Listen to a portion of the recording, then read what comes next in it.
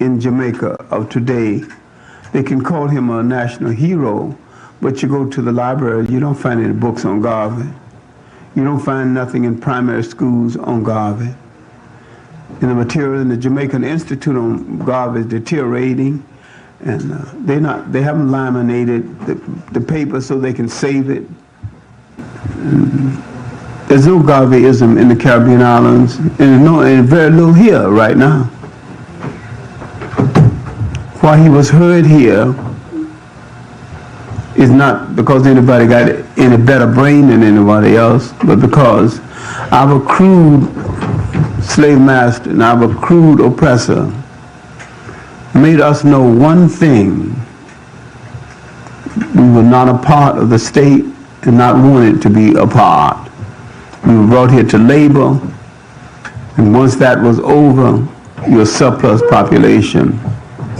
For in Jamaica, they had the illusion of being a part of the British Empire. You cannot sell a state to a people who think they've already got a state. It was a matter of a frame of mind. Many people took pride in being a part of that empire.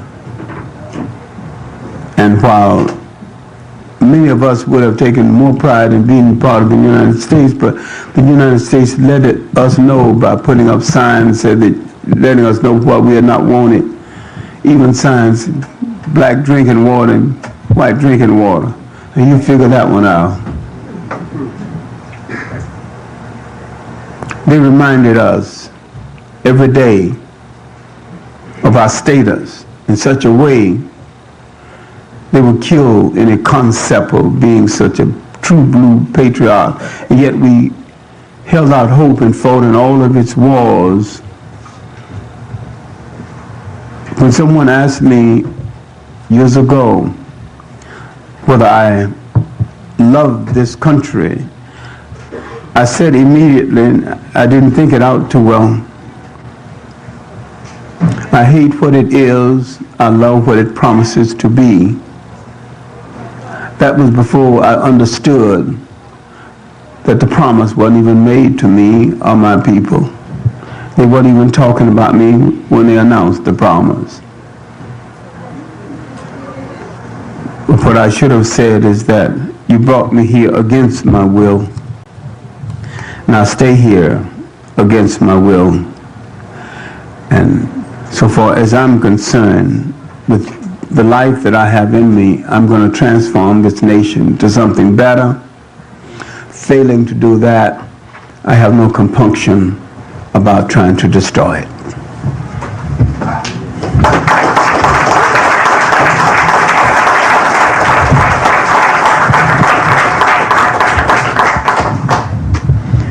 The role of the writer, the teacher, the leader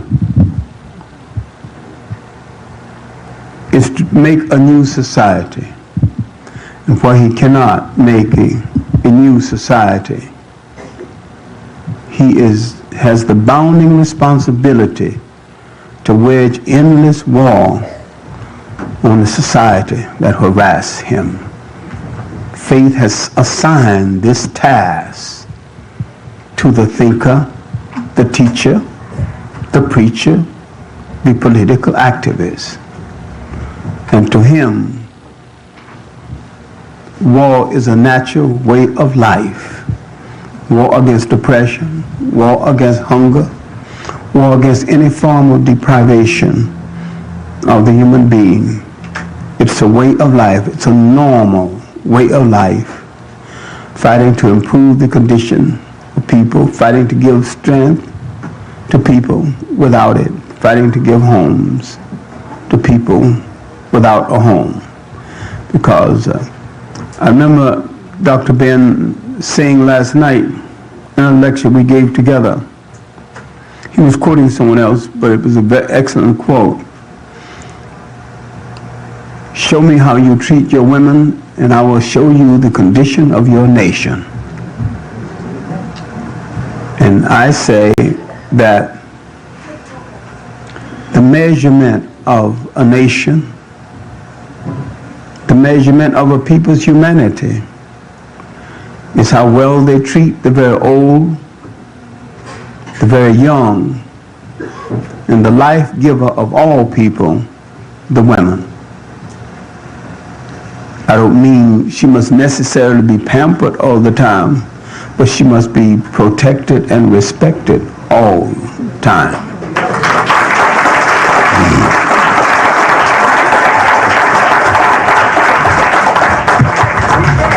Shall I start, Reverend? Yes, please. Okay.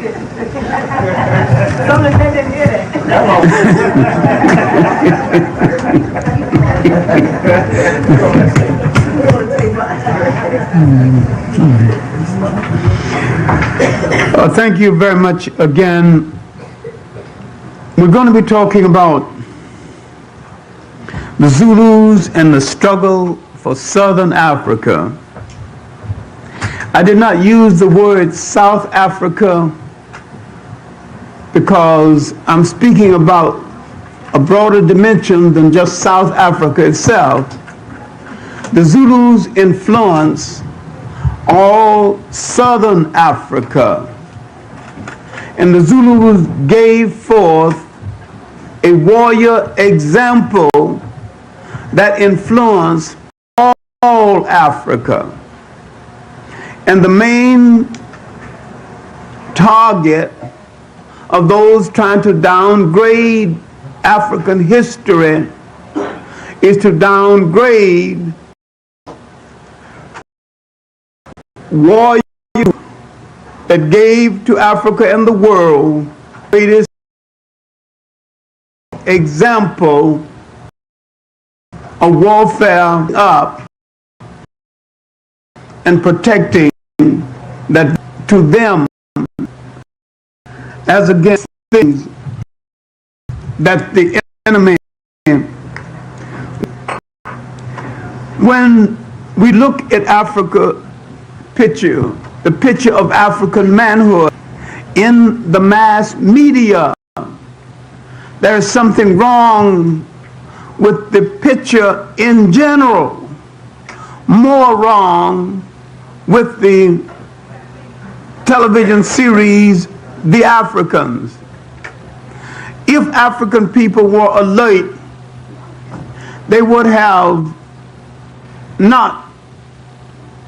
assigned people to look at it and explain it, but they would not have assumed there was anything basically true in the film. Do you expect South Africa, who put up most of the money, to have anything true and complimentary about a people who fought to keep all Europeans out of Africa, especially the Boers, and whose war with the Zulus drained them to such an extent they could not establish the republic inside South Africa or Southern Africa that they wanted to establish? Once you check out who's doing something and the motivation for doing, you will know what to expect. The picture, the series of the downgrading of Zulu womanhood and manhood. And it came soon after another slick job, slicker than the Zulus, a series called The Africans. Now, if you knew African history, you could see the downgrading in The Africans. But The Africans was done by a master black hustler with great skill and one of the best informed Africans on the face of the earth who know better, who never lie without knowing he's a liar, who never lie until he knows that most of the audience will not know that he's a liar. He's a master con man and a master hustler. that has been in favor of the whites against the blacks for more than 25 years. He wrote the first anti-Nkrumah article called Kwame Nkrumah, the African Czar, Leninist Czar. I commissioned an African to answer him. In other words, as the African freedom explosion became a world issue, he was trying to water down the enthusiasm for it by writing an article saying that Nkrumah was a pawn of the Soviet Union. Now, this is the man that made the picture. Now, if you did your research work, you would understand the National Endowment endorsed the series at first, but in the interim, the administration changed and the National Endowment withdrew their name, but it couldn't withdraw the money because the money had been spent. Only $600,000 in the first place. It cost $7 million. He got Africans of note to be his consultant. I don't know what they consulted him about or what he consulted them about, because everything in the film did violence to everything they stood for. But there are some Africans who are hungry. One, I could understand his position. He's a marrying man and a divorcing man. He had 2 sets of alimonies to pay.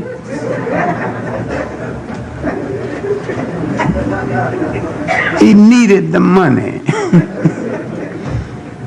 So sometime you sell a piece of your soul, you think, and you walk through the world as though you got a whole soul, and one time if you sell a little piece of your soul, your whole body is polluted. Your whole body is less of a body just because you sold one little piece. So what I can do without that piece? You can't. You can't do without any piece. You have to have a whole soul or none at all. Because you got to have a whole character or none at all. You're either honest man or you're a liar. One or the other, and there's nothing in between. So, all right. Who backed the other party called $7 million? Annenberg Trust of Philadelphia. Who are they? A Jewish real estate, a newspaper foundation. Why would they endorse that?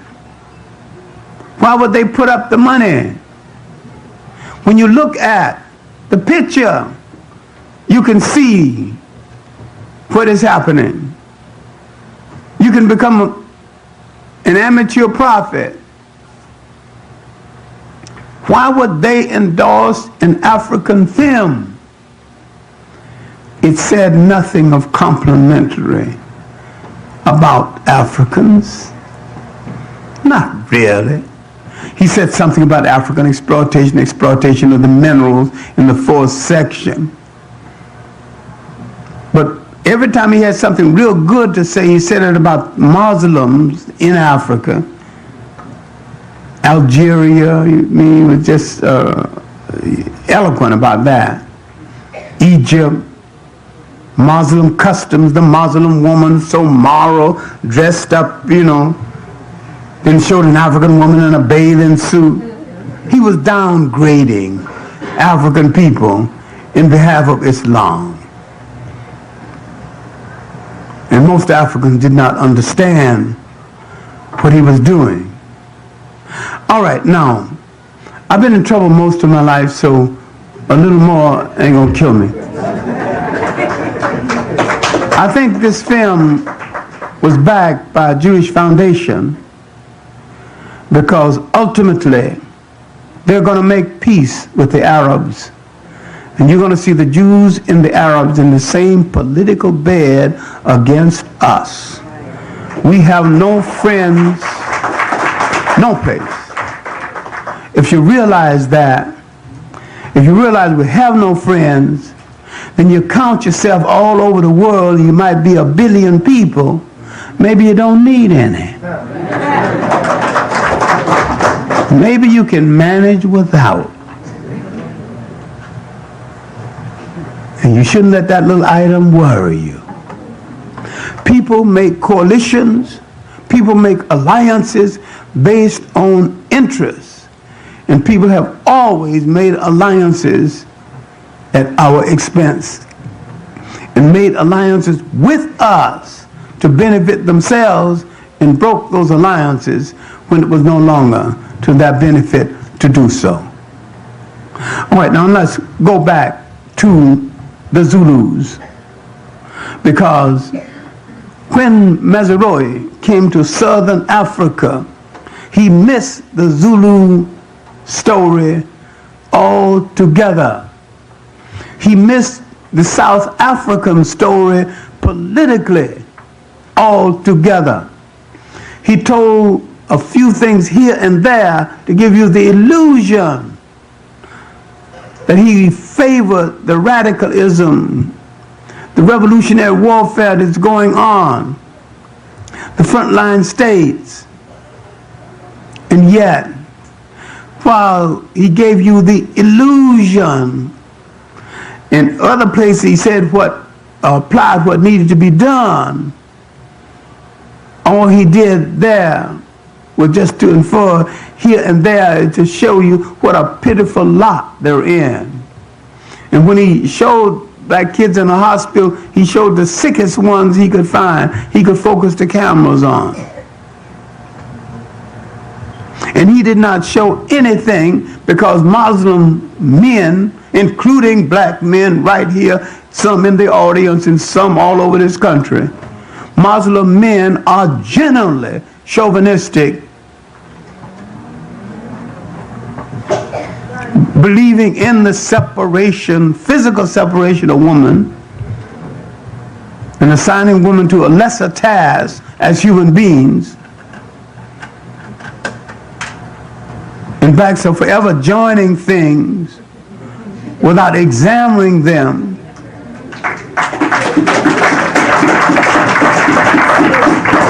But if you're going to join something, you transform it. Join it and transform it into something that you want to use for your liberation. Everything you belong to, from a whist club to a fraternity to a church, should be an instrument of liberation, or stop wasting your time.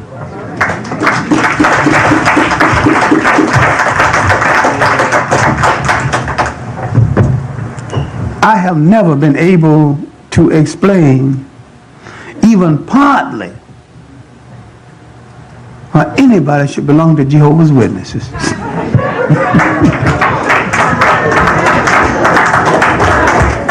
And what has this got to do with the Zulus? Maybe everything, maybe nothing. If the founder of Jehovah's Witnesses said that there's room in heaven for 250,000,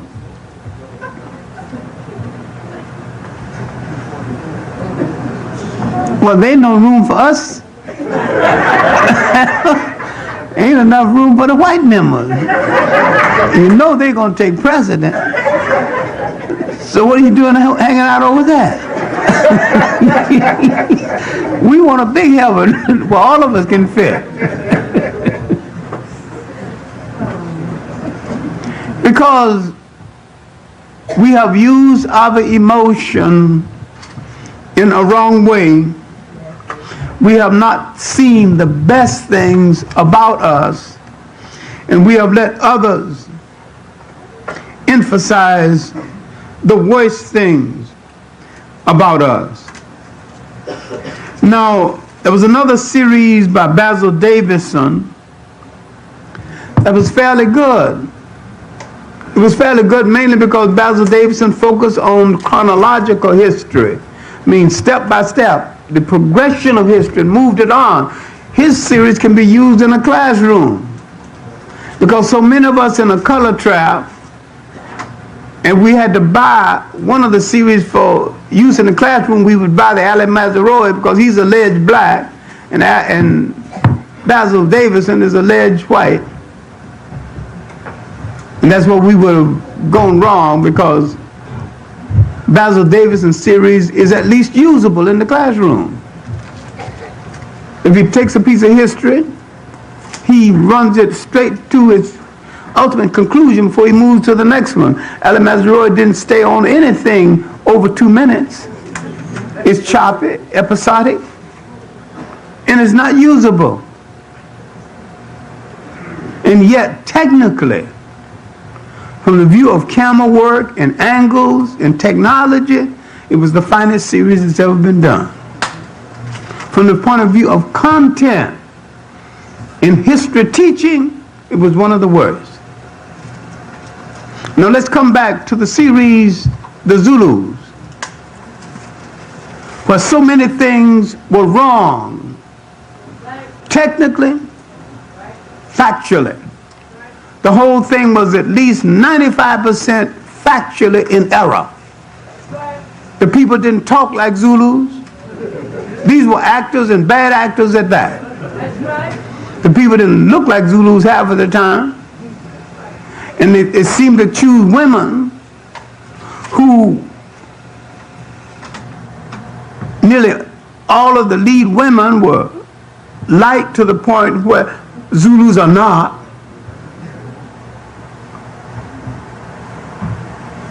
And they had words, they were saying words that Zulu women do not say.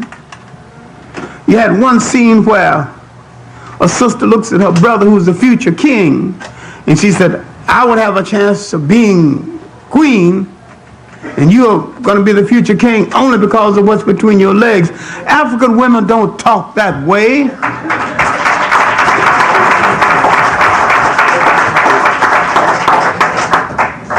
Clinical descriptions of sex belong in a medical book. You just don't go around talking about clinical descriptions of sex.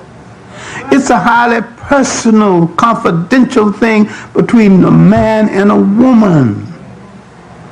Group sex is as bogus as group therapy.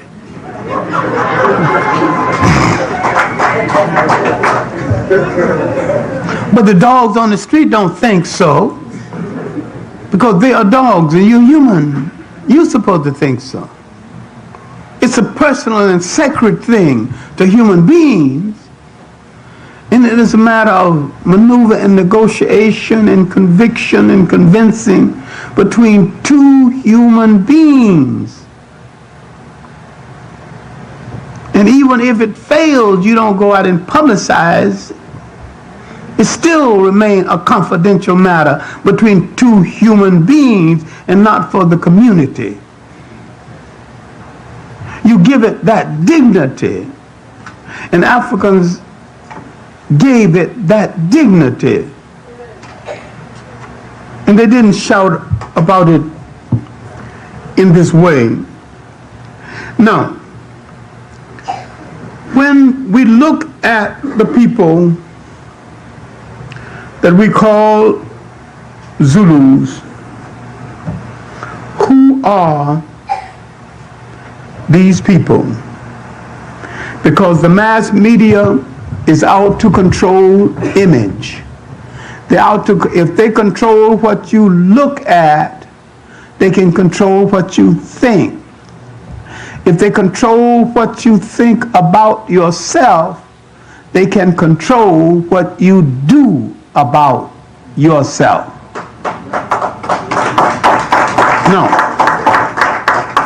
if they give you an example of the Zulus that's bogus, you will forget that the greatest military force against the whites, who fought them longest with greater degree of consistency, and had more victories than anyone in Africa were the Zulus.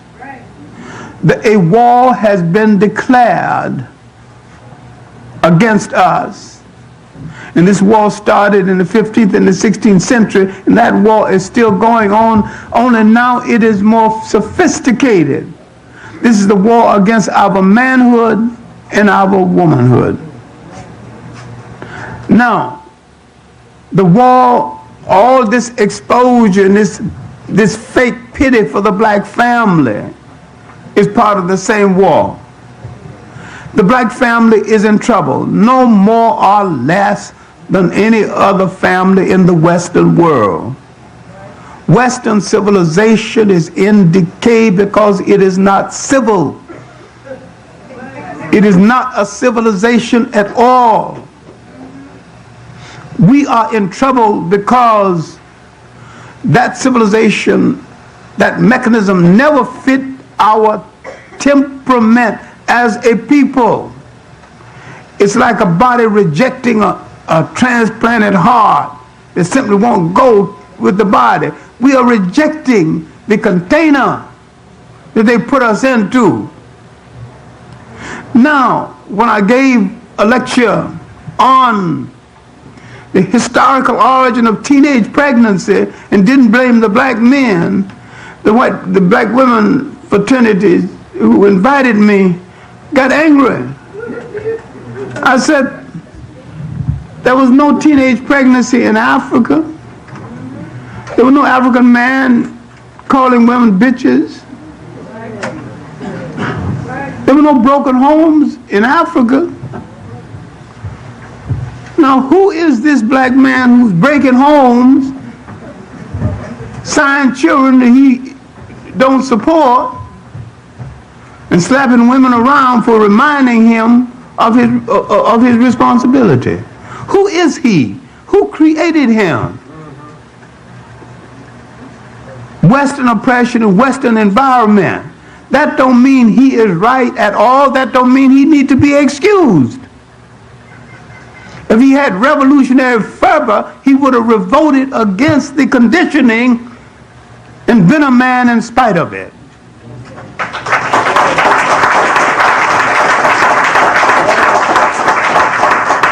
That I would be and do what a man's supposed to do, no matter what kind of oppression you place on me, because that is what I am.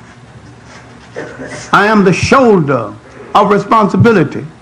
When you touch a woman romantically and physically, when you have the privilege of sharing the sacredness of her personal favor, the two of you are about to change the world. That's no small thing to think about. That's a monumental thing. So both of you have to understand the consequences of doing it, or have the strength not to do it.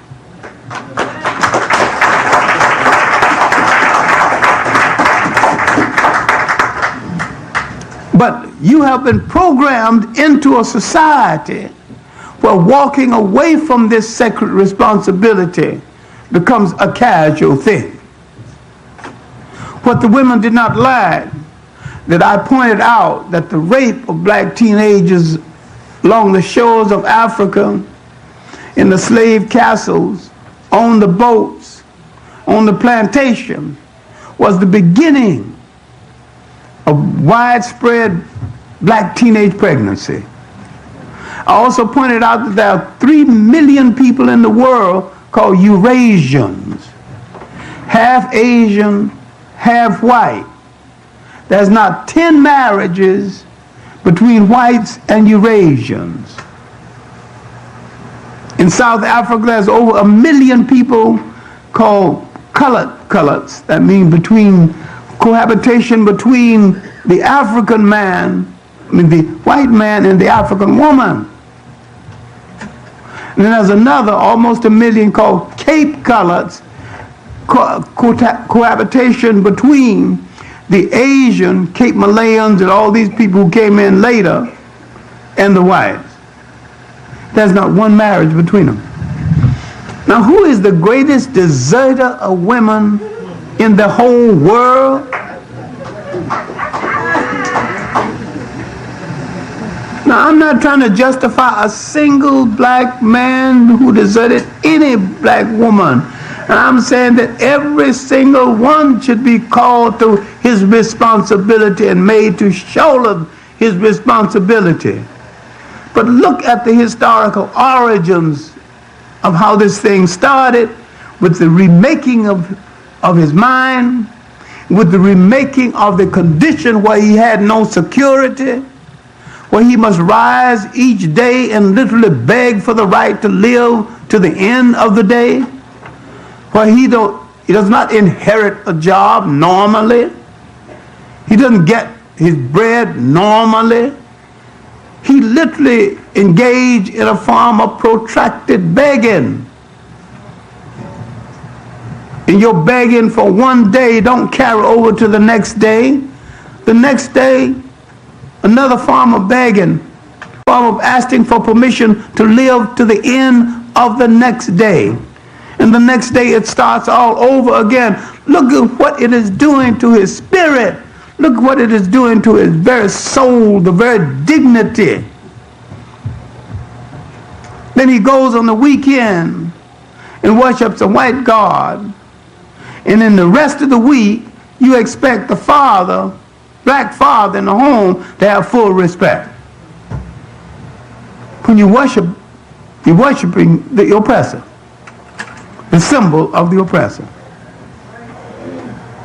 Now, what the Zulu people tried to do is to preserve the concept of African sovereignty, the African nation state. Now, the Zulus did not start in South Africa or Southern Africa. Nearly every African in Africa came from another part of Africa. And the one thing we need to study in order to understand any portion of Africa are the migrations within Africa. The Zulus once lived along the coast of Southern Africa, of Eastern Africa, before they were called Zulus. It was a group called the Ngunu. There's an Ngunu group inside of the Zulus to this day. We meet these groups in a book by an Arab writer. The book's called Gems of Travel and Meadows of Gold or something. I remember his name in a few minutes. But the book was written 947 AD, over 1,000 years ago. And he encountered that group. They were living in East Africa then.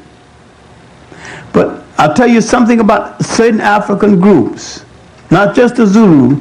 The Kan has the same trait. The Musi has the same trait. Anytime they are faced with a force they can't deal with, they pack up and move some other place. Can't fight it, get out of the way. Here's a group come now antagonistic, want to bother with your land, want to bother with your cattle, want to bother with your money, with your women. All right, so let's go find another home. Africa's so big, you know, you can walk 10 miles away and find another country. Ain't nobody a country that's free for you to take if you want to, because ain't nobody there. The Zulus, when Islam hit that coast, began to move inland. Then they moved inland until they moved into the Congo Basin. Now the Congo Basin got crowded with other groups moving out of the way of Islam. See, everybody trying to purify Islam quite forget the damage it did. People trying to move out of the way of the Islamic slave trade. People tried to move out of the way of warring groups, and they were not a part of either part of the war, and they don't want to be caught in the crossfire. They just pick up and go.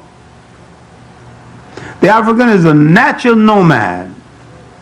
That don't mean he didn't build cities, but he'll move in a minute, and go build a city some other place. So now the Zulus moved inland, and when the inland became crowded with herds and people with their flocks and cattle and sheep and goats, not for war purposes, not for any disagreement with anybody, they were living with a magnificent people, the people of the Congo, the Bashango people, one of the finest people in all of Congo, the Bashango or the Kuba people. The Kuba people didn't say go. Nobody said go. They didn't see the space they needed. So they wanted more space, and they began to move. Not only the Zulus, but other groups began to move down into the open land mass further to the south. The group with the prefix Ama to their name moved closer to the coast. And then the Zulus were referred to as Ama-Zulu, follower of Zulu. Their first great leader was named Zulu. They took his name. The other groups with the prefix Ba to their name, we can find these groups still there. The Bamangweta, Bamwakatsis, the Borolongs, they're inland. Now the home of the great B group is now Botswana. There was a group called Botswanas, that's the third wave of the B group. The Borolongs went further into Central Africa. Later they would have a good relationship with they would join the Zulus, many of them as officers in the Zulu army. All right, now they settled. The Zulus settling along the coast around Natal, the coastal part of southern Africa. Further to the south, in the tip of South Africa, near the Cape, it's another people that had been there all along. They'd been there so long, no one could remember, and they're not too clear on it. These are people called the Koshon San people. If you meet them, you say, what's your name? He says, Koshon. If you talk about his language, he said, Koshon. If you talk about the two of them, they say, Koshon Sen, S-E-N, Koshon Sen. If you're talking to a Sen, he says, Sen Koshon. Like two vaudevillians arguing over a building. Who gets the first name on the marquee? But if you talk to a Koshon, he said that they are the seniors, the Sen people are the juniors. Talk to Sen, he said that he's the senior, the Koshons are the juniors. Now this don't start any fight, but some of the best jokes you've ever heard between them is about who's the senior and who's the junior. See, good-natured kidding that white people make fights out of, the Africans make good jokes out of and good relationships out of. You even dance around and fall out with laughter, arguing over something. Nobody resolved anything. They don't intend to resolve it because that means the argument is over and there's no more fun. They want to come back the next day and argue some more. So arguing become a marathon thing that you do. It's like Dr. Ben and I arguing over dynasties. Or who paid the last dinner bill? I treated you the last time. It's my turn now. You treated me. My turn. It was nonsense. But we enjoy it. We ain't gonna ever settle it. And we don't want to settle it. He knows that I know that the 18th dynasty was the greatest dynasty ever to sit on any throne in any time in the history of the world. And I know that he thinks that the 19th is the one. But I'm never going to concede to him. He's never going to concede to me. And we're not going to lose friends. We're not going to lose friendship over it. Because it's part of both of our culture. It's to choose a subject that has no end, because we won't let it end.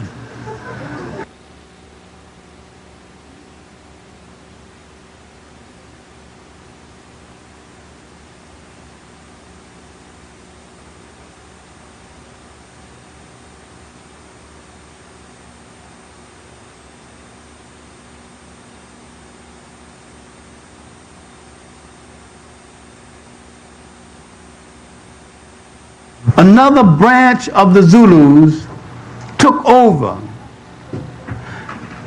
Nearly everybody who became imperial in the world, this is true across the board, was once colonized by someone else. And that's where they got the idea of dominating others, because they were once dominated. The British were once a colony. All right. And so once they freed themselves from being a colony and remembered being a colony, they decided to colonize. All right, now, a group called the Mtiwa took over with the colonial masters of the Zulus. The father, the Zulu king, who's going to become Chaka's father, headed the regular Zulu group, while another king, Jobe, headed the dominant group. Ninda, who is going to be Chaka's mother, came out of the dominant group. In other words, she had a higher royal status than the man she married. The dialogue between them was a disgrace.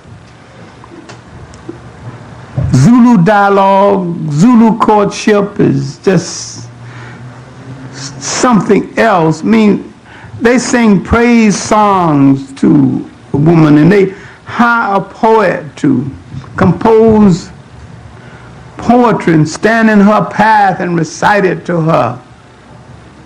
While you stand aside and see what impression it makes on her. I mean, the courtship is an elaborate thing. All of this before you consult her family, the two families consult themselves to see if there's a possibility of you getting together. All of this, you ain't touched her.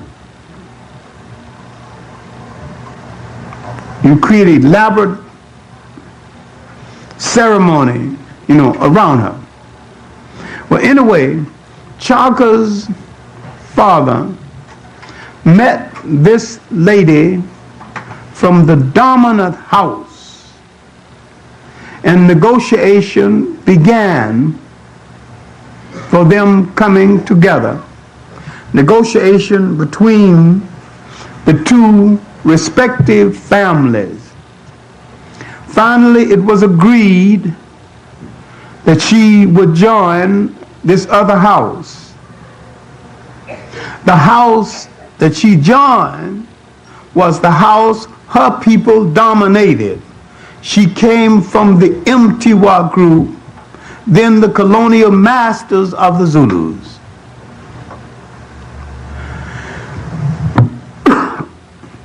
Everything went well until the marriage and months passed, and the other three wives had given birth to girls, and she gave birth to a son, Chaka, automatically making her the favorite wife. She had produced the warrior to carry on the tradition. The The other wives grew jealous and began to tabulate the months between the marriage and the birth of the son. They assumed or said or proved or insinuated that the child had arrived too early. That there must have been some kind of relationship before the marriage, which is against custom, because the wives or future wives of Zulu kings supposed to be certified virgins. How you certify a thing like this, I don't know, but they're supposed to come to the king untouched in that regard. Now the gossipy wives started out on Nida, spreading rumors. Subsequently, they told the king, if you don't get rid of her, we will tell King Jobe, and he will rule you out of lineage and rule her out of the royal line. She now goes back to her people with her son. Now this is what the movie got wrong. The two with the children kidding him and kidding her for not having a man. Africans don't do this. Illegitimacy. First, his mother and father was married. What's illegitimate? How did that get in there any place? Yeah, John Gunther in his book Inside Africa said he was he was illegitimate. Illegitimate how? His mother and father were married. His father acknowledged that was his son. The mother acknowledged that was the father was the father. So what's illegitimate? The main thing, Africans don't even use the word. The whole concept of illegitimacy is unknown in Africa. Then, as he grew up, when she came back to Zululand, one of the other wives, two of the other wives had given birth to sons. Two of those two sons would someday be his assassins. His two half-brothers, Dingang, and the other half-brother. Now she leaves, goes back to her people, where Chaka grows to early manhood. She seeks friends for him. And when he refused to fight, she tells him and explains to him that there's no other way to survive except fighting. In the film, when the boys kid him and throw him in the water, then she tells him in the future he'll never leave his enemies behind. All the South Africans are trying to say is that if Africans come to power, they're going to kill all of us. That's all they're trying to say. Chaka left many enemies behind, so long as they realized that he was the boss of Southern Africa. All right, Chaka grew up. His mother sought friendships for him.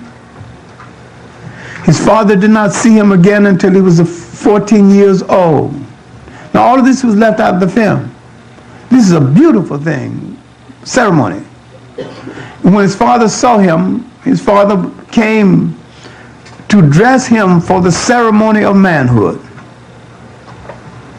The ceremony of manhood is when the boy goes out into the bush, kills an animal, and brings back the mane. He has one spear, one shield. So that means he had nothing to practice on. He must find the heart of that animal the first shot, and he cannot afford to miss. And when he comes back, he is declared a man. He had to go to the hunting ground, was 3 days away. He came back in 6 days, so that means he must have found his animal the first day. Came back with the proof. Now he's growing up. His mother is seeking the friendship of the son of the king, Jobe. This son is called Ding Iswayo, the wanderer. Ding Iswayo befriended Chaka, but after an argument with the father, he goes and lives among the coast and lives among the whites. He noticed something when the whites are fighting among themselves. They keep running at each other in a straight line, and they get killed quicker that way. Ding Iswayo comes back to Zulu land, revolutionized Zulu warfare, and introduced a concept of warfare that still exists, broken field running. If you're running a zigzag line and someone's shooting at you, that cuts down on their chances of hitting you. That doesn't mean you won't be hit, but you're reducing the odds. Now it's in the infantry of the world. If you're moving forward on a battlefield, don't move in a straight line. He introduced broken field running. He revolutionizes the Zulu weapon, the assegai. He saw that the Zulu throwing weapon was too unwieldy. He revolutionized the shield. He makes a shield with matted with wax. So if you would throw a spear dead at the shield, it would glide off instead of penetrate. Now Chaka and Ding Iswayo is revolutionizing warfare in southern Africa. And Chaka tells the Zulus, take off your shoes, it's making too much noise. The Zulu would move on a city and a group, and so silently, you don't know they're there. Then they would stand up and begin to bang the weapon against the shield. And then you know that not only you were in war, you were surrounded. You ain't heard nothing.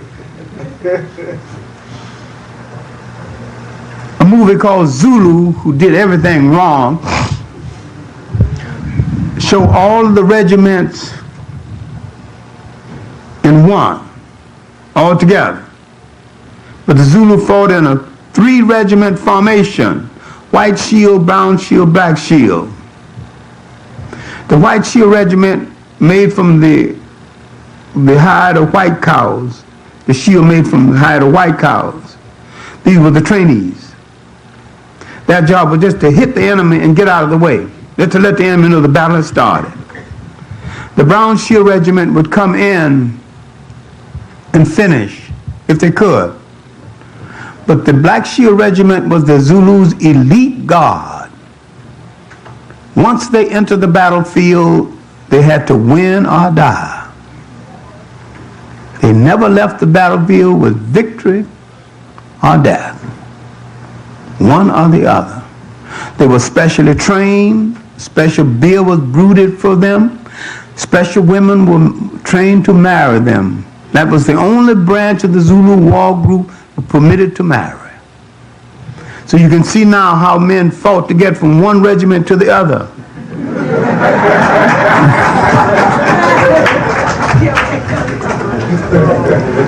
In days before the war, before battle, Chaka isolated the men from the women. He said that warfare is passion. That's the dispensing of passion, and so is sex. If you lose it in the bedroom, you don't have it for the battlefield. So hold it up for a little while. After the battle, your pleasure. But get the battle over first. So because of the special treatment he gave that group, it was always striving to get into that group.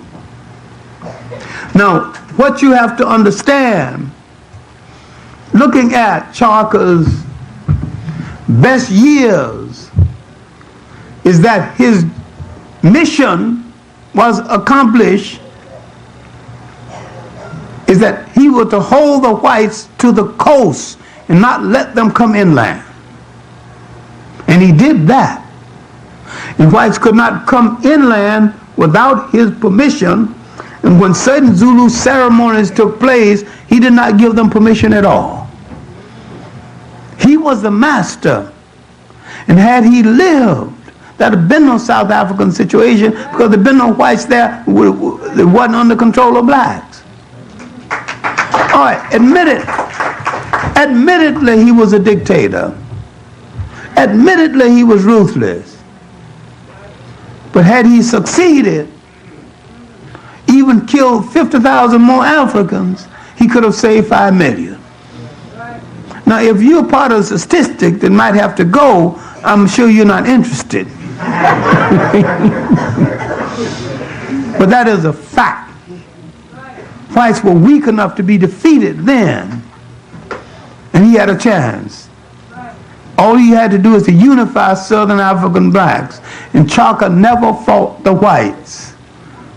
Another fallacy a lot of people don't seem to be able to deal with. Chaka fought other blacks in order to bring them into a Zulu federation to save Southern Africa from European domination. His best years were the years, now, when Ding Iswayo came home from the course, and 2 of them revolutionized Zulu warfare, Chaka's father died. Ding Iswayo installed Chaka as king of the Zulus. When Ding Iswayo died and Jobe died, Chaka combined the Mtiwas with the regular Zulus. In the next 9 years, he was the most powerful force in all Southern Africa. He built the Zulu Empire during that period. He would move to the east, he would move to the west, conquering and consolidating. And many people, many groups that did not want to fight him joined him. One was another B group called the Borolongs. Their main king had died, and they were under weak leadership. And they stayed with Chaka until they found a strong king named Morake. Now, with the Borolongs working with him, with all the branches of the Zulus working with him, he would move further to the south and further to the west. 2/3 of South Africa under his control. Discipline, the absolute best.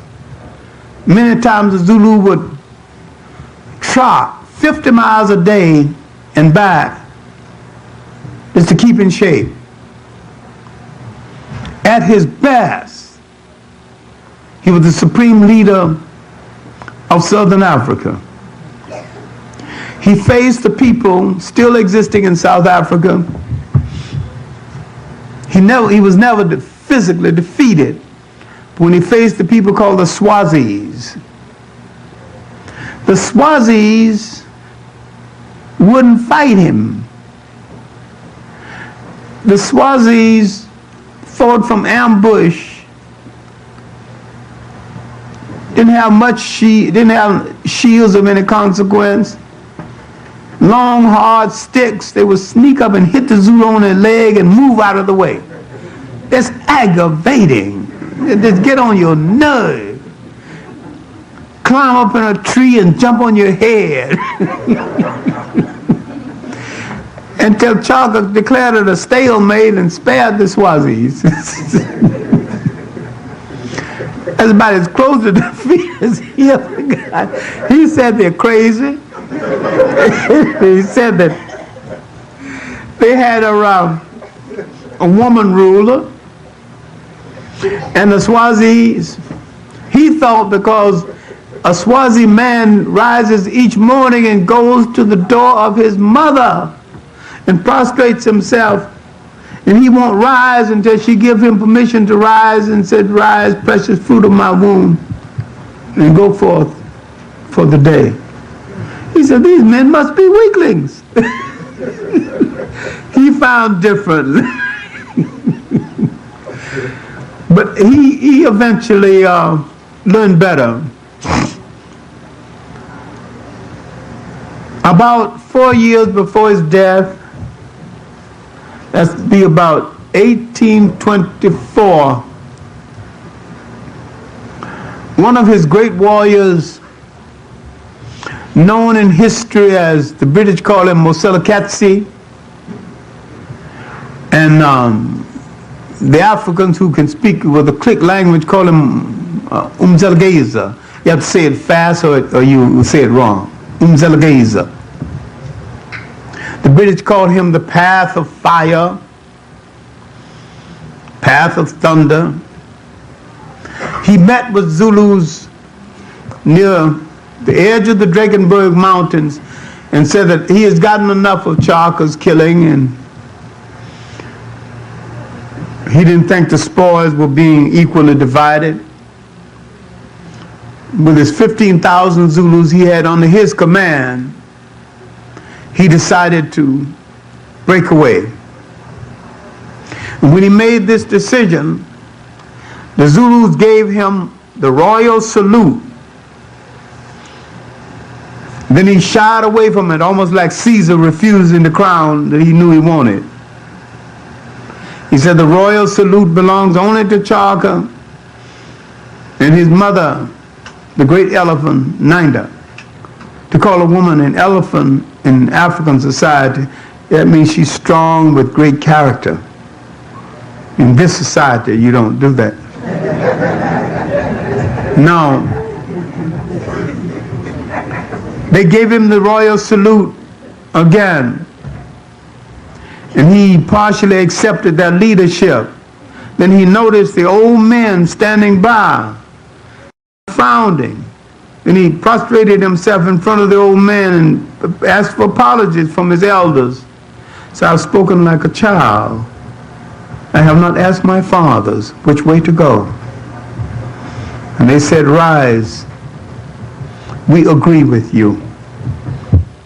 We will leave Chaka. And they pointed toward the mountains. We will go beyond the mountains, where there are women to be our wives, cattle as plentiful as ants, land as far as the eye can see. We have had enough of Chaka's killing. We will find a new home. Then he turned to the men and said, do you know what you are doing? You cannot go back and claim your wives. You must leave your children, your wives, and everything behind, because if you go back, you give away what's going to happen. Now, history shows that some of them went back one by one and claimed their wives and children anyway. But most of them went without their wives, without the children. They went to a country. Part of it is now called Zambia. Other part is now called Zimbabwe. Later called Southern Rhodesia and Northern Rhodesia, where they found a new home for themselves across this mountain under the leadership of Umzelgeza. Now Chaka searches for a new leader, a new warlord. He looks among the regular Zulus. You don't find one. But among the Borlong people who had joined them, who had moved down from Central Africa with them, he finds a leader in the Brown Regiment, Brown Shield Regiment. I saw his picture when he was 74. And as much as I'm close to 74, the picture frightened the hell out of me. Memboza was standing there with lawn cloth on, not a gray hair in his head and all the hair on his head, not a break in his complexion at all, not a wrinkle in his face. That's Memboza. He assumes warlordship of the Zulus to fight the Ponderland campaign and other campaigns. All right, now near the end of Chaka's life, he's growing weary, not only of warfare, but of some other things. Because the Zulus are patrilineal. This is one of the few African people who are patrilineal. The lineage come down through the male. He has sent most of his sons away, all of them really, because he feared that one day they may come and dethrone him. His mother, Ninda, wanting a grandchild to pamper, takes this last son, has a little village built where she can go and pamper and dawdle over her grandchild like grandmothers want to do the world over. Chaka discovers this and is angry with her. But contrary to all the literature, they say he struck his mother and she died. There's not one iota of proof in it. And I went all the way to Ireland to find the diary of the white man who was with Chaka during his death, during her death. Chaka began to lose interest in the dance because Chaka was a great cultural figure and a great dancer. I'm going to see, you see, more and more you see what's left out of the film. He was a great dancer. He created a Zulu dance that is tantamount to close order drill. He created a dance that was so universal, we make a game out of it called statues, a frieze, that came from a form of Zulu warfare. Now, when he began to lose interest in the dance and people began to dance in front of him badly, just to see if he would push them out of the ring and show them how to do it, they knew that something was happening to his mind. And then there's an event, it's recorded in the history of the Jews of South Africa. My man named Herman something. I have the book and I have the treaty. So if anybody want to argue the point, I've got all the evidence. 2 months before his death, he signed a treaty granting a piece of land in Zulu land for the settlement of the Jews.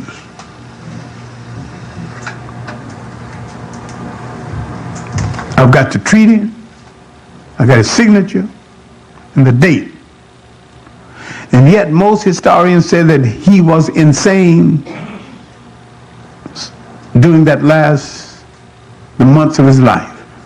He obviously was not. That was a very tight treaty, because if it was so tight, if the Jews let any of the enemies of the Zulus move over the land, they would lose the land. And if the land was ever used as a haven for the enemies of the Zulus, they would lose the land. It was a tight treaty. No insane man can think that way. So, sometime near the middle of 1828, he had been accustomed to occasionally going on a hunt with an Irishman named Henry Louis Fan. And he liked Fan because Fan could cook up something called Irish stew. And Chaka took a liking to it, you know. And, well, the Irish had no colonists, so he had no reason to fear this white man, you know. Had no colonists, had no armies, no navies, you know. So he let him in. While on a hunt, a runner came to him to announce that Nanda, his mother, had passed. He was 60 miles away from Zulu land at the time. He went on back to bury his mother. And I know this might sound gruesome to you in your Western mind, but one of the great funerals in Africa, Chaka decreed that 15,000 men would guard her grave for a year. And they did. He ordered the whole nation into mourning. If anybody showed any form of gaiety, happen, or laughter, they got punished. He maimed the cows so the cows could also mourn for the passing of Nanda. He said that there'll be no crops planted for a year. The people said they could take that, so they did. He forbid certain other things. Then he said, no cohabitation for a year.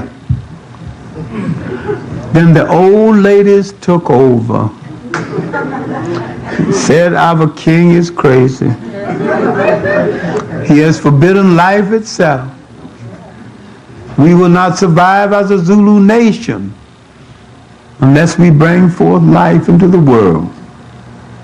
Here is a patrilineal society, a male-dominated society.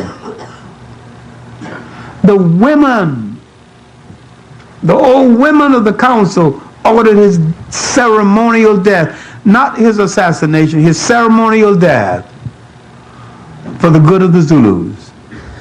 They said, he is royal, only royal hands shall touch him.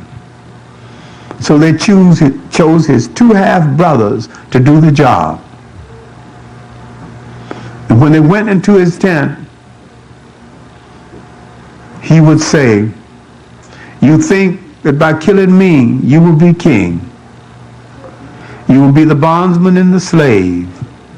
Whites are waiting like ants to take over this country. Then in the second cry, he reminded them that you have called me many things, saint, tyrant, God, and devil. To some extent, I am all of these things, but I am something else you need to remember. I'm the greatest hope you have for freedom from European rule in this century. In the last blow, he looked at them with pity and said, oh, what have I done to you, sons of my fathers? Now Chaka is gone.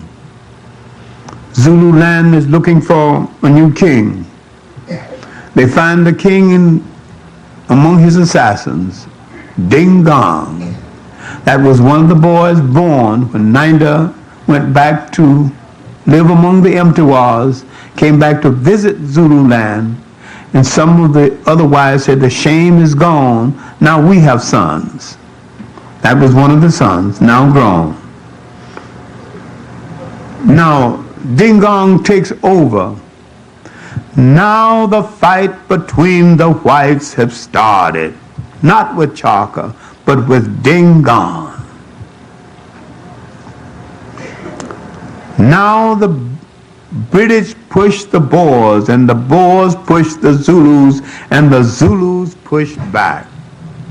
The Boers want to find a separate republic on the other side of the Vel River or the Orange River that they wanted to call Transvaal. They want to get away from British taxes and British rule. And so they're trying to move inland. Dingong stops them twice, destroys their wagons and their horses. The third time they were about to be defeated, At the edge of that river, the British realized that if any whites are defeated, they may be next. Though the British hated the guts of the Zulus, the British came to their defense. They would meet Dingong at that river. The battle was so fierce and so many butchered bodies flowed down that river. The Africans called it the Blood River. The Battle of Blood River was one of the decisive battles for the African to hold on to Southern Africa. Finally, the battle was lost. Dingong was driven into exile. 1838. He dies in 1840. Now coming to power, a Zulu of the British choosing. You have to understand something about Zulu character. They never produce half men. Their men are whole men. Their puppets are puppets all the way. The Zulu puppet Mpande would rule the Zulus for 32 years, rule or misrule. The Zulu war machine has fallen apart. Mpande is fat and sloppy. He does not marry the women assigned from the family designated to train women to marry into the king's household. He marries into the common women because he can discard them easily. He's a fat, beer-drinking, liquor-lapping slob. He's overweight, couldn't get out of the way of nothing. He is so naive, and the British wrote out his death warrant. Because he believed so much in the British, he signed it. So all right now, approaching 1870, he is becoming unpopular with the Zulus. He has produced a strong son who is now a favorite among the Zulus. The son is Kechewayo. In 2 years, so much support is rallied around Kechewayo that he dethrones his father and becomes king of the Zulus. Kechewayo began to punish Zulus for being fat and sloppy, starts the Zulu war machine again, sets out to train the Zulu army again, sets out to avenge the reducing of his father to the status of a puppet. He is planning now the war against the British. It took him 4 years to get it all together. More than 4 years. He did not fight the battle until 1879. He knew the missionaries helped reduce his father to puppetry. So he's going to attack a missionary station, Roki's Drop. Now coming back into Zulu land, the Borlong warriors, these related Zulus who had previously fought with Chaka. Now the new leader is coming. Mambosa is old now. Well, I can't say he's old because he's near the age I am now, so I don't think I'm old. So the moderately young Mambosa, 74 years old, looking like a man of 30,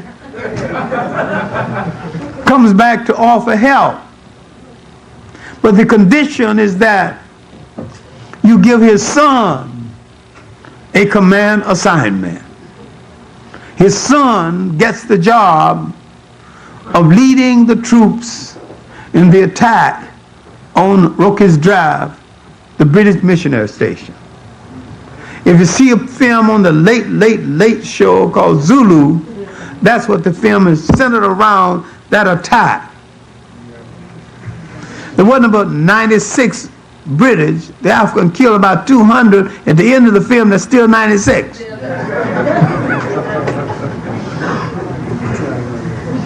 Mamboza goes to help Cachuwayo plan the big battle. Because this battle is, one battle is a rehearsal for the other battle at San Helvina. This battle was so perfect. A few years ago, a publisher wanted to commission writers to write books about the greatest battles in history. The first book was written about at San Helvina, the Battle of San Helvina. Now, after the missionary fight, this would lure the British into the camp to face Cachuwayo. And he pulled back and let them walk right into his trap. Mounted on this side, mounted on that side, the sea at the back, and facing it was Cachuwayo on a horse, just looking at them for 3 days. Just looking at them, scrambling. They can't get out, they can't get in. Nobody can get out, nobody can get in. Finally, he gave the signal for the battle to start. Damn near everybody down there got killed, including Jerome Napoleon. Churchill wrote about this in a book called A Roving Commissioner. Churchill wrote exceptionally well in the years when he wasn't a cigar-smoking, senile drunk. He held the English language. Churchill was a good writer. His other book on the war in the Sudan called The River War, I call it the greatest piece of war reporting since Caesar came home from Gaul. He's a man with great talent. When he went to Eton, he couldn't learn French, couldn't learn German. They said, I suppose you just concentrate on the English language. Just learn that and we'll be satisfied. He's a rich boy, so you don't tell them too much of what to do. He learned the English language well. So he was a reporter in his early days. So he wrote 2 books on his reporting in Africa. One, The River War, about the battle, the retake to Sudan. One about the war in Southern Africa called A Roving Commissioner. And he's the one that mentions the fact that Jerome Napoleon was killed in this battle, and that these Africans had changed the whole structure of the British Empire. Now, Cachuwayo would make a mistake. Same mistake Nkrumah made. He left Africa at the wrong time. Had Nkrumah stayed in Ghana, nobody would have been able to overthrow him. He could have rallied the people. Nobody would have been able to overthrow him. Cachuwayo went to London. Queen Victoria received him. The war wasn't too popular in England. British tailors vied for the honor of making him a British suit. And they did. And there's pictures of him in this British suit. Big, fat, tall Zulu. Cachuwayo. Looking utterly ridiculous in the British suit and the top hat. The main thing is that when he got back home, the British had split his country into 13 different parts, and he was only king of one part. Finally, they would drive him into exile and into suicide. Now the British would breathe easily and said, at last the Zulu has been broken. They had spoken prematurely. They had forgotten that second Zulu Empire. Now under the son of Cachuwayo, Lobengula, Lobengula was blocking the path of the British trying to take over mining concessions in this area. An Englishman named Cecil John Rhodes, with consumption of TB, was told, if you stayed in England, you might live 6 months. In Africa, you might live 2 years. Went to Africa, that good African climate cured him, and he lived for years, stole so much money, finagled so much money, betrayed so much people, they're still trying to count his money. If you understood that, no black man would ever accept a Rhodes Scholarship. All that's blood money. He wanted now to take over the area of the Second Zulu Empire, Matabeleland and Mashonaland. The people in what is now Zimbabwe are Shonos mixed with Zulus. Remember the 15,000 Zulus who went there mostly without wives? They married Shona women. So there's no great division between them. They're all relatives. But the main thing is that when Cecil Rhodes tried to take over this country, he tried to provoke a fight with Lobengula. Cecil Rhodes wanted to build a communication system from Cape to Cairo, a good idea for Africa's purpose, but he wanted to build it for colonial purpose. He accused one of the vassal states under the Borlong, under the Shona people, accused them of taking wire from the rail, from the communication system, and asked that they be punished. And when they were punished, he asked the British Empire to punish the king because he had punished the people too severely. He faked the war using British freebooters, and all that salary was what they could take from the Africans. When they saw the gold bracelets on the African women, they didn't ask to give them to me. They just cut off the arms and took them.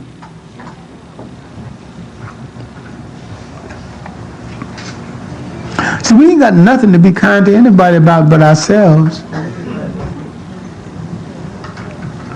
This war led to the exiling of Lobengula.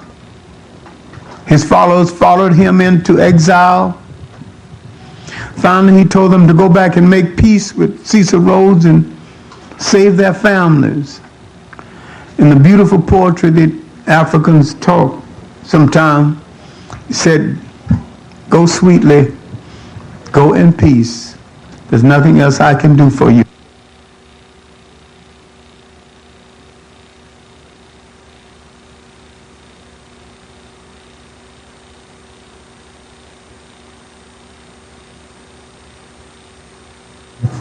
They've got another fight, for they've spoken prematurely one more time. After the Boer War, some Zulus served as wagon masters and quartermasters and supplies in the British Army. The British said that they would remit their taxes. Instead of remitting their taxes, the British doubled their taxes. Now this would start and provoke the last Zulu War in Natal and other places. This war was partly led by a young Zulu king, Bambata, and an old Zulu, Sigananda. When Bambata goes to Sigananda and asks for help, Sigananda is 95 years old now. Sigananda is the oral historian of the Zulus. He was body servant to Chaka. He was in the army that guarded the grave of Nanda. He went up, when the Zulus wasn't fighting, he went up in the Congo and fought with a dissident king called Tam Tam Anna. He came back and he saw the Zulus sitting around pitting themselves, and he cursed them out and said, there's no blood on your sword. The imperialists have violated your women, have taken your land. Are you sure you are Zulus or old women waiting to be buried? Then he started his own private war, then went to jail. Now he's back in Zulu land and out of jail again. He's head of a small group called the Kubes.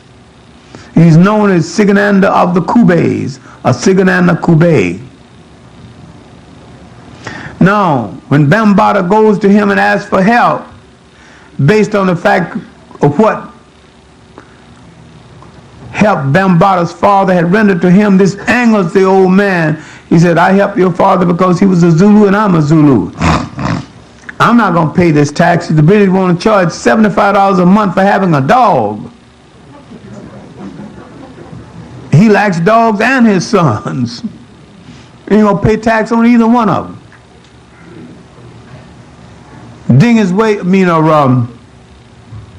Bambaataa was called a horse thief because every time he wanted a horse, he'd take a horse from the British. Every time he wanted cattle, take cattle from the British. So you ain't bring no horses, he ain't bring no cattle here. They all belong to me. So when he wants one, he just takes one. So the British looking for him. He now goes to Dinizulu, the last son of Ketchewayo. Dinizulu said, I don't want any part of this war. I've had enough of the British jails, enough of war. Then he speaks in a loud, secretive, and yet loud enough to be heard across the room. He said that while I want no part of this war, I've had enough of fighting, enough of jails. If there's anyone in the sound of my voice who wants to help this young man, my eyes did not see his form disappear. My ears did not hear his footsteps as he departed. Standing by as the last of the great Zulu warlords and war planners, Sinjani. He goes now to help Bambaataa plan that last Zulu war.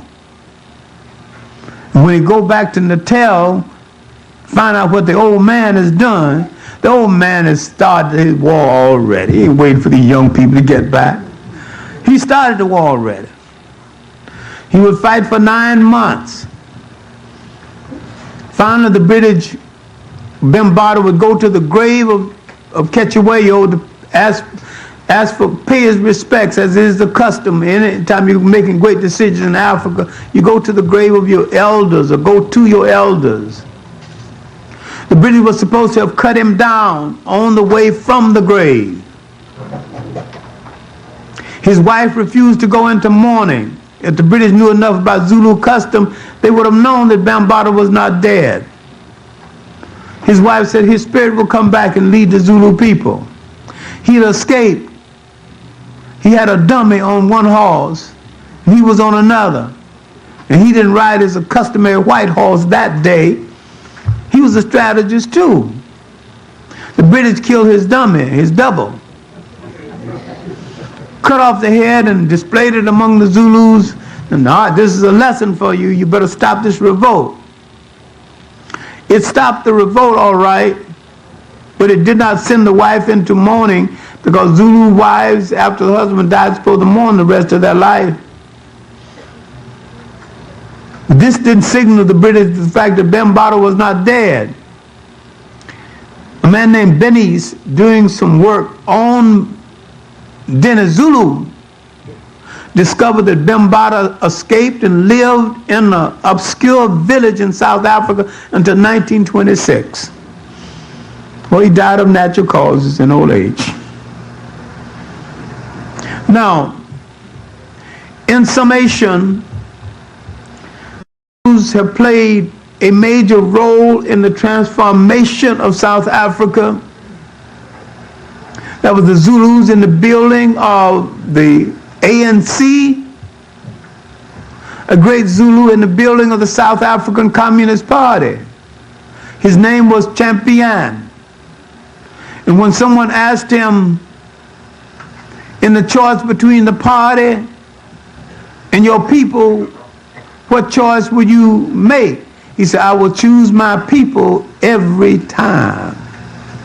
And when the party propagated the concept of separate states, the whole homeland concept is now practiced in South Africa, was taken originally from a plan laid out by the South African Communist Party. They may not have known what was going to happen to it, but they designed it first, the so-called separate states for different African groups. When they asked Champion about separate states and in South Africa for different groups, he said, of course, all of it belonged to we Zulus, so I'll take it all. The party expelled him for being nationalist. And he did not. And when the white head of the party, A.E. Bunting, went to Russia with a delegate, all white, Stalin took him to task. Stalin wouldn't even shake his hand. How are we going to unify? How are we going to have a great party in South Africa? You haven't even got a single African delegate. The next time he went to Russia, he took Champion. Tall Zulu, 6'7", I mean just a magnificent statue of a man. He only died about 7 years ago. He was 97.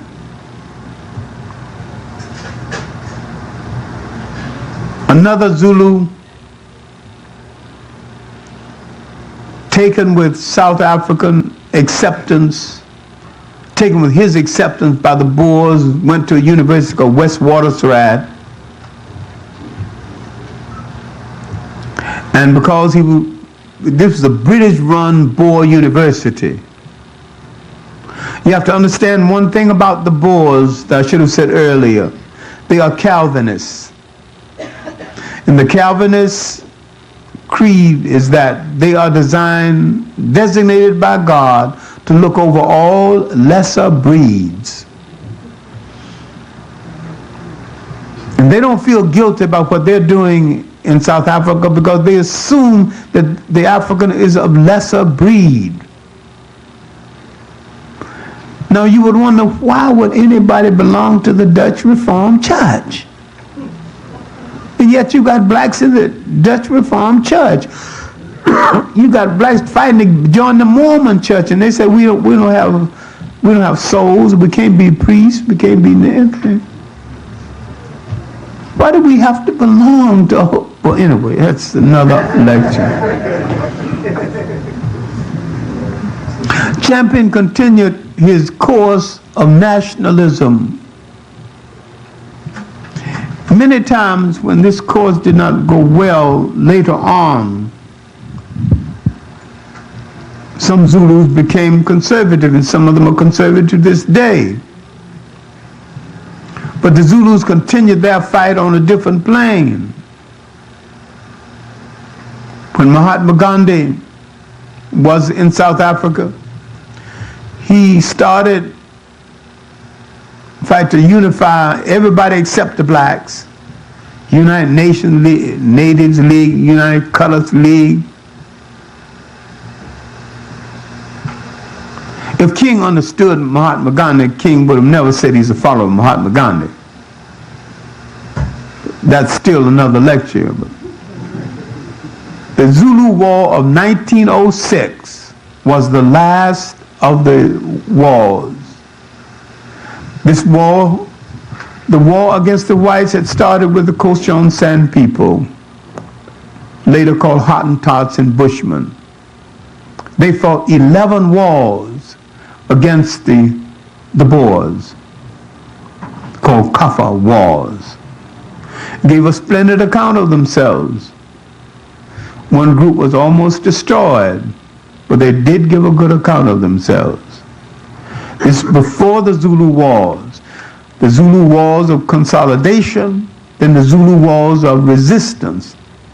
Chaka was fighting the Zulu Wars of consolidation, trying to bring all Africans together to save them from the domination of the whites. Dingong started the Zulu Wars of resistance. You must be very clear on these wars. And as a result of the Zulu Wars of resistance, the British tightened things in South Africa. All right, after 1906, the stringent laws, the beginning of past laws, were so hard on people in South Africa. The trade union movement, the white trade union movement in South Africa began to bar Africans, still do.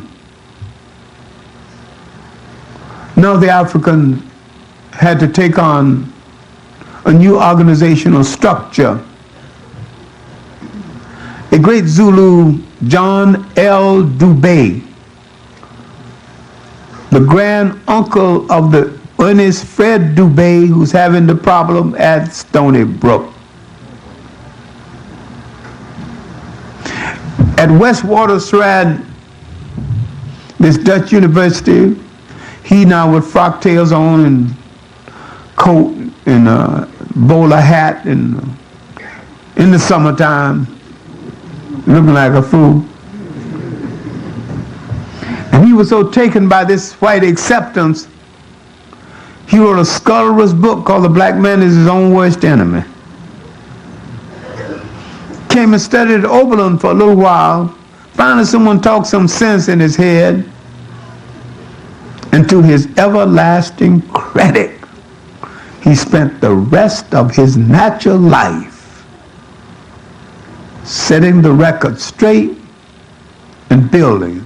It was John L. Dubé, also of Zulu descent, that began to build the ANC and branches of the ANC in every part of South Africa. The foundation builder of the ANC was this Zulu, John L. Dubé. And once that, after his passing, a great Bantu editor, John Tingo Jabevu, began to build. And a young man from Nyasaland came down into South Africa and began to build a great trade union movement. And this frightened the whites, especially the white laborers, to the point where they had to turn against him. He made a mistake, asked Ramsay MacDonald of London to send people from the British Labour Party to help him administer his union. Ramsay MacDonald used this as an excuse to dump all the sorehead communists out of the movement, fighting among themselves, to go in South Africa and fight among themselves and wrecking a black union. And they did. They wrecked the union and almost destroyed its founder, Clement Kadele. Clement Kadele turned to the World Trade Union movement, got some help, but got his best help from A. Philip Randolph. Got published in A. Philip Randolph's paper, The Old Messenger. And if you read the old files of the Messenger, read a long article by Clement Kadele on the growth of South African trade union movement.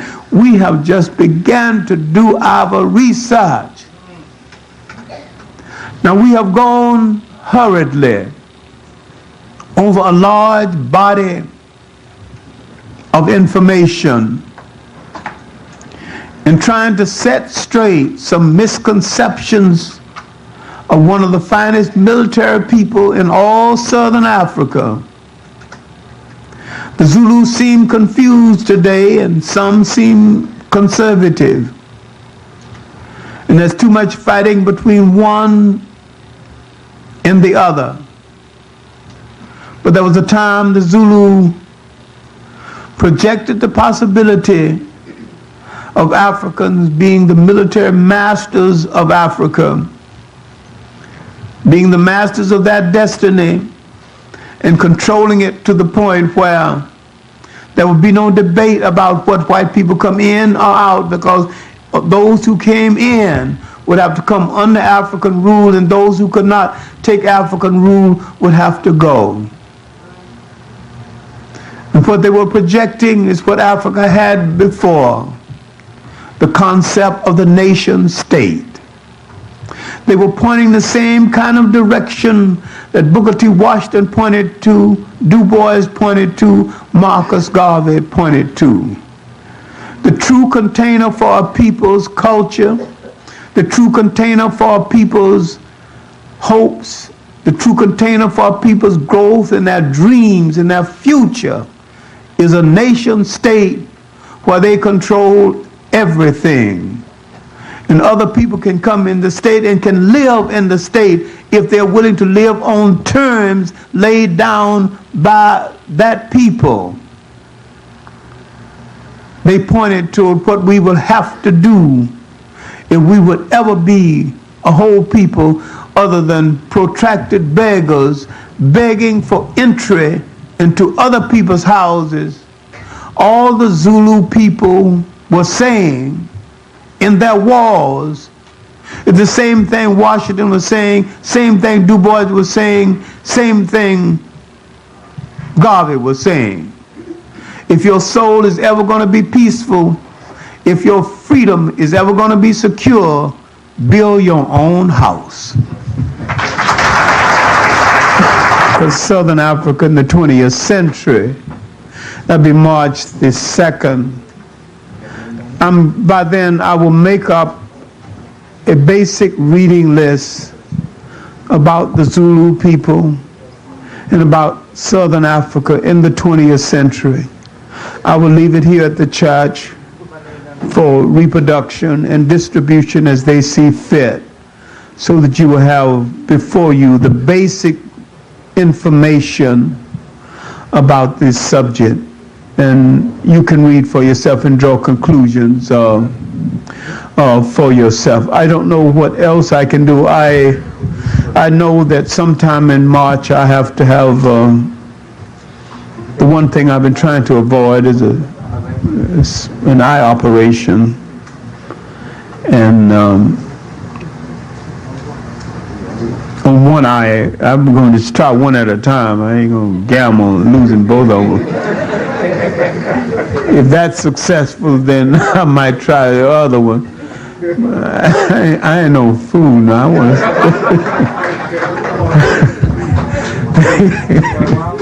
want to see as long as I can.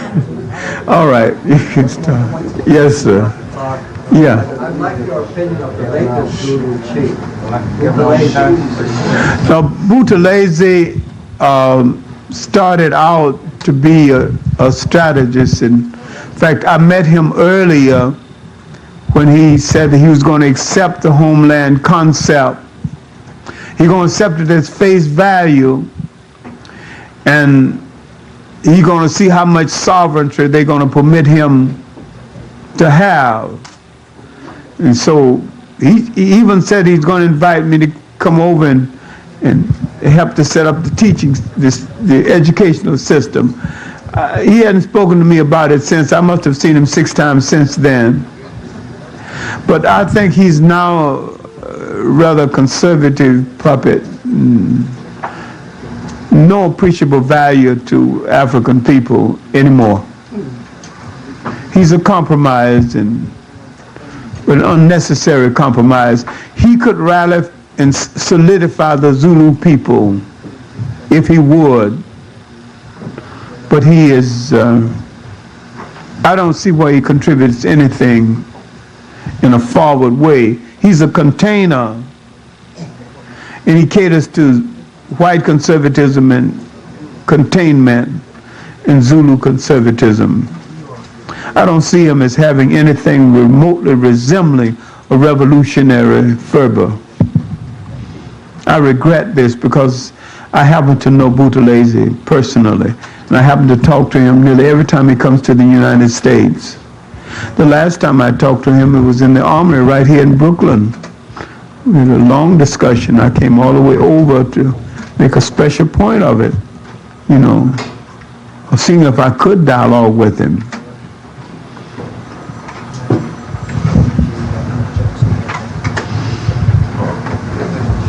Yes, so Dr. Clarke, is there any study you did about the amount of weapons that America supplied to the Boers or to the British, like the Gatling gun and the other weapons during that time of the war against the Zulus?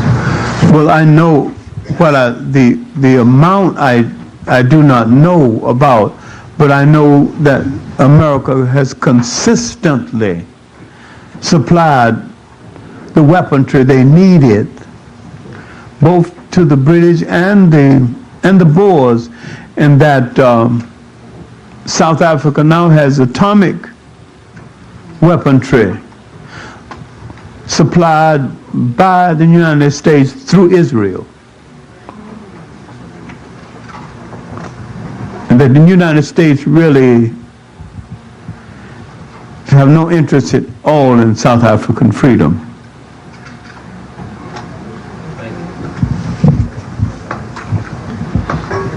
Clarke, the point that the film is making about Chaka being introducing killing into warfare, could you elaborate on that? Introducing killing? They said that prior to him that they would fight, but they wouldn't kill each other. War games. Yeah. Well, Chaka had a different territory and a different weaponry.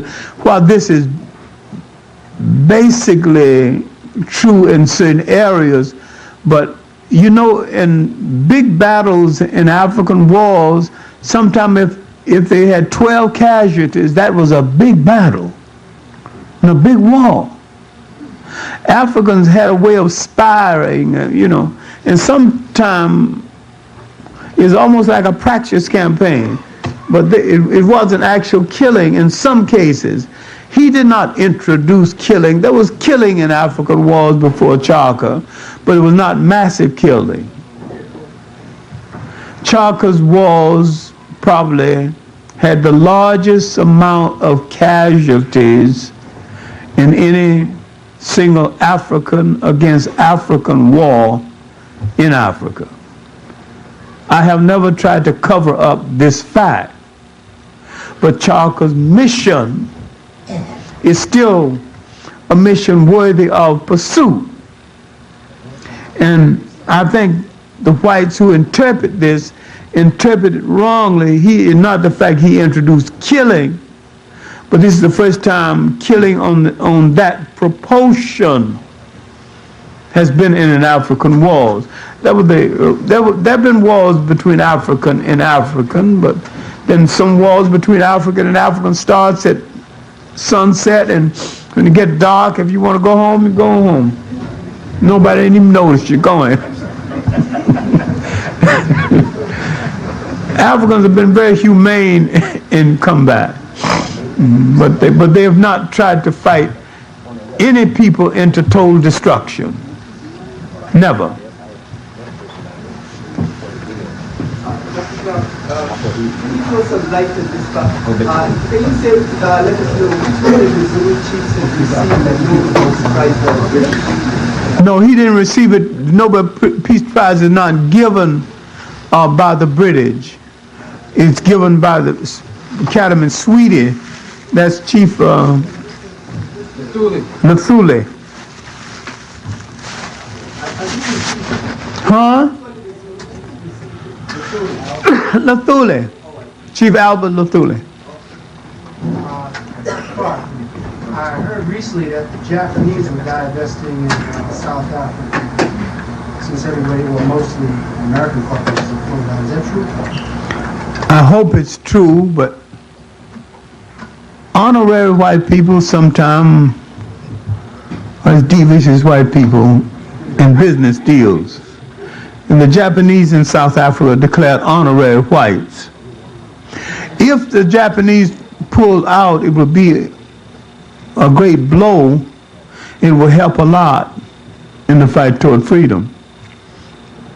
If the Japanese were wise, they would understand that there would be no finer market in the world than a free, well-functioning African continent under its own steam, mastering itself. Because ultimately Africans not only going to assemble cars, ultimately they're going to make cars from scratch. They have the engineers and they have the material right within Africa. And Japan is giving out of said raw material that Africa has in plentiful supply. So if they were wise, the Japanese would strike up a partnership, not just with South Africa, but with African nations in general. So, one more question, please. We as Afro-Americans, I know we spend a lot of money in this country. Are we hurting our brothers and sisters in Africa by spending so much money in the commercial market? We're not hurting them by spending so much money. We're hurting them by the way we are spending it without giving it direction. And actually, we can help the Africans because Africa needs so many things. We could buy for the Africans at certain prices and get it to the Africans so that the Africans will cut down on his outlay of money. But we're both going to have to trust each other a little more than we do right now. Thank you very much. Dr. Clarke, can you speak a little bit on the origins of the Pan-African Congress of Azania and people like David Sebeko? Well, the Pan-African Congress of Azania was a young group that broke from the ANC because the ANC was moving too slow, and the ANC was like the NACP, a little on the integrationalist side. The Pan-Africanist Congress of Azania said African land for African people, not we share. My country, my land. And they really did not believe in a whole lot of integration that was nothing but white rule in the name of integration. No, David was no different from his party, and I knew him personally. And he was the best theoretician they had in their last, 10 years. His death was a setback not just for the Pan-African Congress, it was a setback for African liberation. I have some misgivings about the ANC and some of their supporters. I think they're supporting ANC so that if ANC ever came to power, they could control ANC.